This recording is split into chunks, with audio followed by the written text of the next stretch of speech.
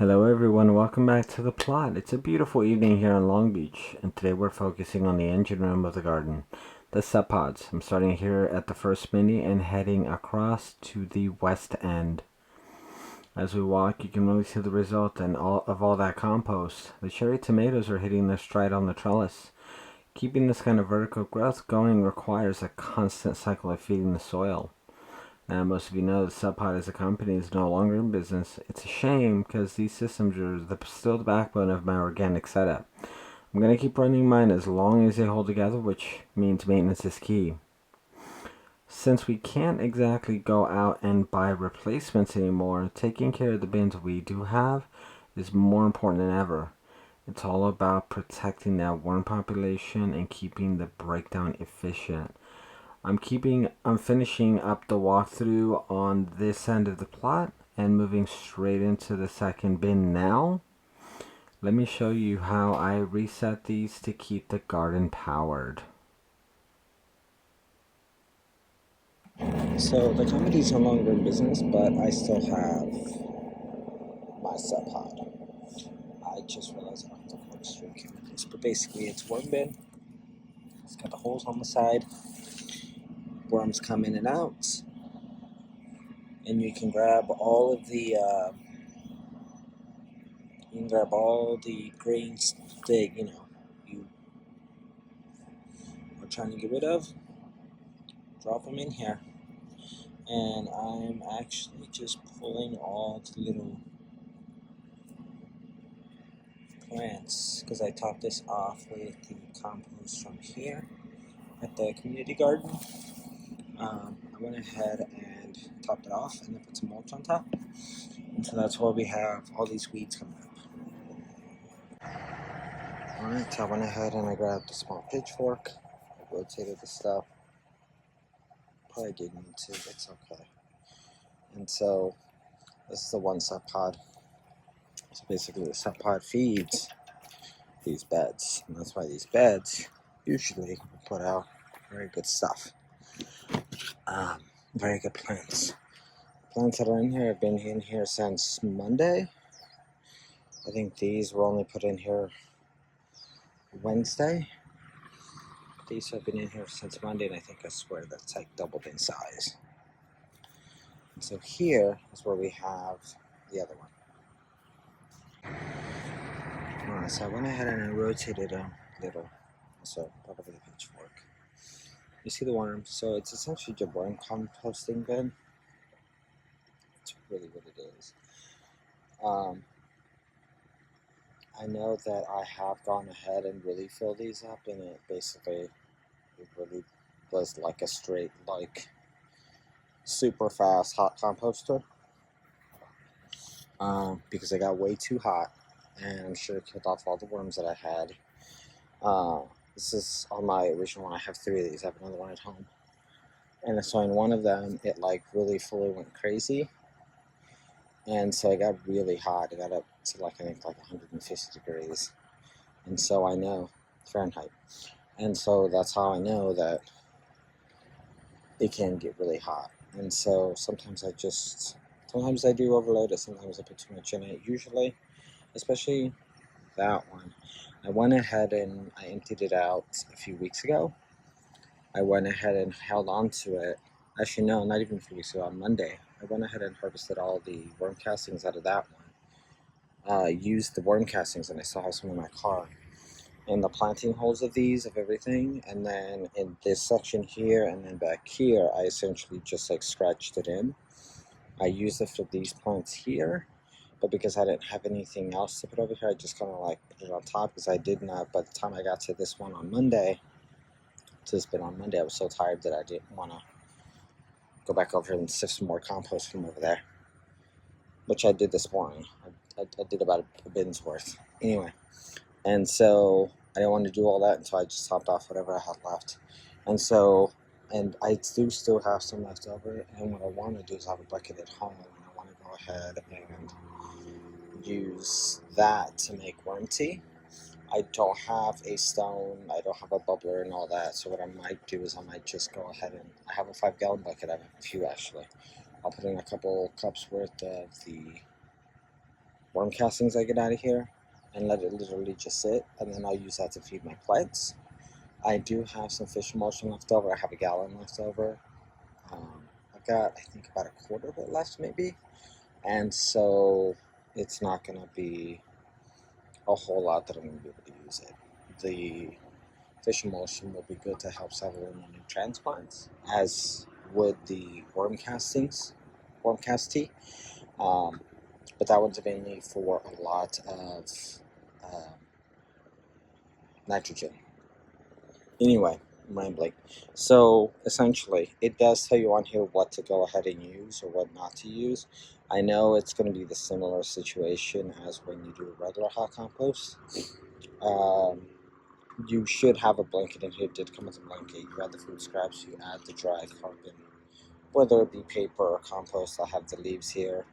Aerate throughout. I do have the corkscrew. I have the short one that goes with this, and then I have a longer one. The longer one I use in my regular compost bin, like the regular hot composting bin. Moisten, and they blank it back in. And so I think normally when you're adding your fresh kitchen scraps, you have enough moisture in there. And so I think you're okay, but you do want to make sure that it's not too dry. And so on this one, what I'm going to do is, got a ton of stuff in here. I'm just going to go ahead and really just dump it in. And that's it. I will go ahead and grab some of the mulch from over there, just to kind of cover it up, and then I'll water it in just to kind of get it started. And then I really just leave it alone. And then every so often, like at least once or twice a month, or once a month or once every other month, I'll come in and check it. I'll turn it around. Sometimes I'll just open it just to make sure it's not fully dried out. Water it some in, and it's good. And it's good to go. So I'm going to go ahead and get the mulch on here, water it in, and then I'll show you what it looks like. Alright, so I went over. I prefer this mulch, depending on the kind of mulch that they bring over. Sometimes it's like bigger chunks. These are these small leaves, which I actually like. I think this is the stuff that was under that last one that they brought over. I want to say that the last one they brought over had a lot of roly-polies. And so this was the stuff that was just before that. So this one doesn't really have any. And actually, and it's an issue when you want to use it as a mulch on the garden beds themselves. Because, you know, they eat up your plants. And that's the issue I was having with that last batch. But when it's coming in here, it's actually not that bad. Just because you want the roly-polies in there to go in there and break this stuff down. And so for now, I'm just topping this off. And of course, you don't have to use mulch. You can use cocoa core, shredded newspaper, you know, all that kind of stuff. On here, it just says add dry carbon. It says paper. I would not use stuff like magazine pages or whatever because of the inks. You don't know what's in there. I think most newspapers in the country have are soy-based, I believe, inks, and so that's going to be better. And so I did see a few. What's it called in here? Roly-polies. Okay, so that's basically it. So now I'm going to go do the same thing with the other one. We have totes. So let's go over. And so this is one I literally just rotated since I put all the stuff in there. So I go back and forth as to which bins I put the buckets that I empty the bucket in from the kitchen.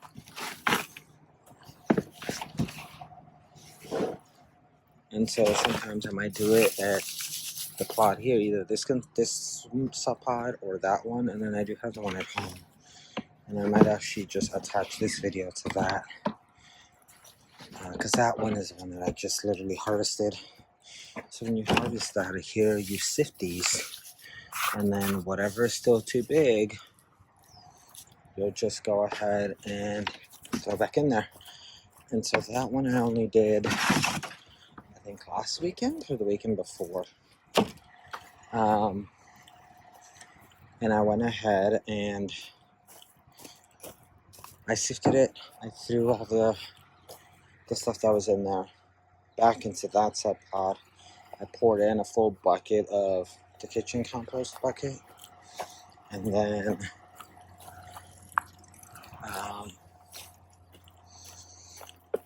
I covered it back up with other stuff. And then also I have the regular hot composting bit at home, and so with that one, whatever I don't put in these will usually go in that. And that's really all I do. And then I'll check on these periodically just to make sure that that they're wet, that they're moist. You want it like a rubber sponge. You don't want to have it too wet. What I do like about these though is that because they're connected into the beds, it does help until the worms can go in and out. Maybe if it's too hot, too wet, too whatever, then they can do their own thing. And honestly, I think this was really the main thing I wanted to do today here was so reset the Subpods, look out and mess with them. Probably water, but I don't know about too much watering just because I was just here literally 2 days ago. And so I might just give it like a light coating. This I'm definitely going to check under because these were planted on Wednesday. And then these are carrots that are under there. I did put down a ton of Sligo Plus to help with that, with all the roly polies. Anyway, this video was really just on the Subpods. I'm probably going to shoot another one on the supports, on the trellises, on the structures. So this might be at first, or that might be at first. I don't know. Anyway, that's going to be it on this one. Thank you guys for hanging out with me. Go ahead and hit the bell notification, thumbs up, hit the subscribe button. Questions, comments, concerns, constructive criticism, please leave them down in the comment section below. If you guys have specific videos that you want to see,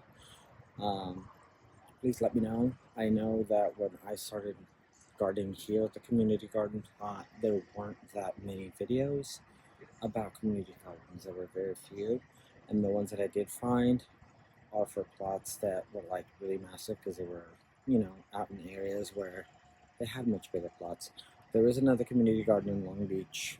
It's a different organization than the one I'm with, or that I have the plot with. The plots are 20 by 30. These are only 10 by 10, but the distance of that single garden is just, it doesn't make it conducive to me actually going. This one is on the way home for me. The other one's out of my way, and so I don't see myself really going there. And I think honestly, with having this plot and having the home garden, I think it's more than enough. Honestly, if I were to go to that one, I don't know that I'd give this one up. And I'm really happy with the way this one is set up right now. So anyway, I'm rambling. I'll catch you guys later. Peace.